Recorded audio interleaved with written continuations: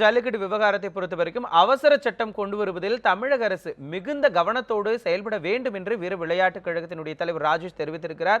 அவரோடு நம்முடைய செய்தியாளர் சுபாஷ் சந்திரபோஸ் கலந்துரையாடி இருக்கிறார். அதனை இப்போது பார்க்கலாம். இதுவரைக்கும் இந்த போராட்டங்கள் நீங்க தொடர்ச்சியா பல முயற்சிகள் எடுத்திருக்கீங்க. ஒரு ஆர்ப்பாட்டம் நடக்கும் 2 நாள்ல முடியும், திரும்பி அடுத்த வருஷம் வரும், ஆர்ப்பாட்டம் நடக்கும் 2 நாள்ல முடியும், இப்படிதான் இருக்கு.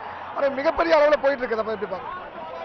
இல்லை, கண்டிப்பாக இந்த ஒரு போராட்டத்தை காண்டி தான் நாங்கள் கிட்டத்தட்ட ஒரு 10 வருஷமாக பலவிதமான போராட்டங்களை தொடர்ந்து நடத்திட்டு வந்தோம். மத்திய அரசுக்கும் மாநில அரசுக்கும் எங்களோட கோரிக்கைகளை எவ்வளோக்கு எவ்வளோ வலியுறுத்தணும் அவ்வளோக்கு எவ்வளோ வலியுறுத்தணும். நம்மளோட கலாச்சாரம் என்ன, நம்மளோட அடையாளம் என்ன, நம்மளோட பண்பாடு என்ன அப்படிங்கிறத கடந்த 1 வருட காலமாக சோசியல் மீடியாக்களில் ப்ராப்பரான அந்த ஜல்லிக்கட்டு ஏன் தேவை அப்படின்ற கருத்தை பலவிதமாக வலியுறுத்தி அது இன்னைக்கு யங்ஸ்டர்ஸ் மத்தியில் போய் இந்த ஜல்லிக்கட்டு ஒரு காட்டு மிராண்டித்தனமான விளையாட்டு, ஒரு அபாயகரமான விளையாட்டு, ஒரு சமூகம் சார்ந்த விளையாட்டு, இது எல்லாத்துக்கும் முற்றுப்புள்ளி வைக்கிற மாதிரி இன்னைக்கு தமிழ்நாட்டோட மூல மந்திரமே ஜல்லிக்கட்டு தான். தமிழக முதலமைச்சர் எடுக்க நடவடிக்கை, பிரதமரை சந்தித்து கொண்டு பேசியது, அவசர சட்டத்தில் திருத்தம், இவையெல்லாம் இந்த நடவடிக்கைலாம் எப்படி பார்க்கப்படுது? இல்லை, இப்போ எப்படின்னா அவசர சட்டம் கொண்டு வந்திருக்கிறாங்க. அவசர சட்டம் கொண்டு வரதுக்கு எல்லா ஏற்பாடும் பண்ணிட்டு இருக்கிறாங்க. பட் நான் என்ன கேட்குறேன் அப்படின்னா, இந்த அவசர சட்டமாக இருக்கக்கூடாது, அதிகார சட்டமாக இருக்கணும். நம்மளுக்கு இந்த பிரச்சனைக்கு காரணமே 1960 பிசிஏ ஆக்ட் தான். அந்த பிசிஏ ஆக்டில் ப்ராப்பரான சேஞ்ச் பண்ணணும். ஏன் அப்படின்னா, அந்த பிசிஏ ஆக்டில் செக்ஷன் 27ல் ஆடு மாடு வெட்டுறதுக்கு தடை கிடையாது. அது மாதிரி ஸ்லாட்டரை யாராலுமே தடைப்பட முடியாது. எந்த உச்சநீதிமன்றமோ உயர்நீதிமன்றம் நிறுத்தினாலும் ஆடு மாடுகள் வெட்டு தடையை செய்ய முடியாது.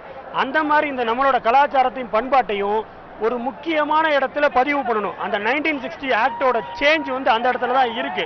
ஸோ அதே மாதிரி இந்த அவசர சட்டம் அப்படிங்கிறது எந்த இடத்துல பீட்டாவால் தடை வாங்க முடியாது அப்படின்னா, அதாவது அரசியலமைப்பு சட்டம் 254ல் கிளாஸ் 1ல் மாநில அரசு ஒரு சட்டம் போட்டா, மத்திய அரசுல ஏற்கனவே அதுக்கு ஒரு சட்டம் இருந்தா, இந்த சட்டம் மாநில அரசுக்கும் மத்திய அரசுக்கும் முரணான கருத்தா இருந்துச்சுன்னா கண்டிப்பா அந்த கருத்து அந்த சட்டம் செல்லாது. ஆனா இதுவே 24ல் 254ல் கிளாஸ் 2ல ஜனாதிபதி ஒப்புதலோட மாநில அரசு ஒரு சட்டம் இயற்றி அது மத்திய அரசு சட்டத்துக்கு முரணா இருந்தாலும் அந்த சட்டம் செல்லும். இப்ப அந்த வழியை தான் கடைபிடிச்சு போயிருக்காங்க. ஸோ இந்த சட்ட நடவடிக்கை எங்களுக்கு நிரந்தரமாக எந்த விதமான பிரச்சனைகளும் இல்லாம இந்த ஜல்லிக்கட்டு வருடந்தோறும் எந்த விதமான இன்னல்களும் இல்லாம நடக்கணும். அது மாதிரி சட்ட திருத்தத்தை பண்ணி இந்த அவசர சட்டத்தை அதிகார சட்டமா முறையான சட்டமா போடணும் அப்படிங்கறத எங்களோட வேண்டுகோள். 2-3 நாட்கள் அவசர சட்டம் பிறப்பிக்கப்பட்டு அது கொண்டு வரப்படும் நம்பிக்கை இருக்கா? இல்ல, கண்டிப்பா கொண்டு வந்துருவாங்க. ஏன்னா இப்ப கொண்டு வந்துருவாங்கன்றதுக்கு இந்த மக்கள் தான் ஒரு சாட்சி, இந்த கொந்தளிப்பு தான் ஒரு சாட்சி. இது மாணவர்கள் போராட்டமா இருந்து இப்ப மக்கள் போராட்டமா ஆயிடுச்சு. ஸோ அதனால இது இந்த கொந்தளிப்பு கவர்மெண்ட்டுக்கு இருந்தாலும் இப்போ அவங்க கவர்மெண்ட் எடுத்து கையாண்டு கொண்டு போயிட்டு இருக்கிறாங்கன்னா, சட்ட வரைவு ரெடி பண்ணி நேற்றே உள்துறை அமைச்சகத்துக்கு கொடுத்துட்டாங்க. உள்துறை அமைச்சகத்திலேருந்து இப்போ ஜனாதிபதி ஒப்புதல் போகும். ஜனாதிபதி ஒப்புதல் திரும்பி மாநில ஆளுநர் தான் அந்த சட்டத்தை வெளியிடுவார். ஸோ இந்த ப்ராசஸ் எல்லாம் ப்ராப்பராக போயிட்டு இருக்கு. வரைவு ரொம்ப ரொம்ப முக்கியமான ஒரு விஷயம். இந்த வரைவில் நம்ம கோட்டை விட்டோம் அப்படின்னா கண்டிப்பான முறையில் அடுத்த வாரம் பீட்டாவாலேயோ அனிமல் வெல்ஃபேர் போர்டாலேயோ தடை வாங்க முடியும். ஏன்னா அந்த சட்டத்தில் அவ்வளோ நுணுக்கங்கள் இருக்கு.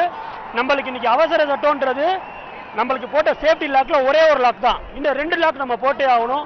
அதை கண்டிப்பாக சட்ட நிபுணர்களுக்கு என்னன்னு தெரியும். அதை ப்ராப்பராக செஞ்சாதான் இந்த சட்டம் செல்லும். அப்பதான் நம்ம கலாச்சாரத்தை நம்ம மீட்டெடுக்க முடியும்.